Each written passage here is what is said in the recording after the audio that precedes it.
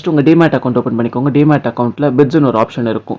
இது நான் ஜீரோதாவில் சொல்கிறேன். மேபி உங்கள் டிமேட் அக்கௌண்ட்டில் வேறு மாதிரி ஒரு ஆப்ஷன்ஸ் கூட இருக்கலாம். ஸோ நான் பிட்ஸ் கிளிக் பண்ணிட்ட உடனே ஆப்ஷன்ஸ் ஐபிஓ கவர்மெண்ட் செக்யூரிட்டிஸ்னு இருக்கும். இப்போ நம்ம ஐபிஓ அப்ளை பண்ண போகிறதுங்கிறதுக்காக ஐபிஓ கிளிக் பண்ணிக்கிறோம். ஐபிஓவில் உங்களுக்கு ரீசெண்டாக இப்போ என்னென்ன ஐபிஓஸ் லிஸ்ட் ஆக போதோ அந்த ஐபிஓஸ்லாம் காமிக்கும். ஸோ அதில் உங்களுக்கு வேண்டிய டாடா டெக்கை கிளிக் பண்ணிக்கிறீங்க. டாடா டெக்கில் 3 ஆப்ஷன்ஸ் இருக்குது. Individual investor, employee and existing shareholder. November 13 அன்றைக்கி நீங்கள் ஏதாச்சும் டாடா மோட்டார்ஸ் ஷேர் ஹோல்ட் பண்ணியிருந்தீங்கன்னா நீங்கள் எக்ஸிஸ்டிங் ஷேர் ஹோல்டரில் அப்ளை பண்ணலாம். அண்ட் நீங்கள் டாட்டாவோட ஏதாச்சும் ஒரு வகையில் எம்ப்ளாயாக இருந்தால் நீங்கள் எம்ப்ளாயி கேட்டகரியில் அப்ளை பண்ணலாம். எக்ஸிஸ்டிங் ஷேர் ஹோல்டரும் இல்லை எம்ப்ளாயும் இல்லைனா நீங்கள் டேரெக்டாக இண்டிவிஜுவல் இன்வெஸ்டரில் அப்ளை பண்ணலாம்.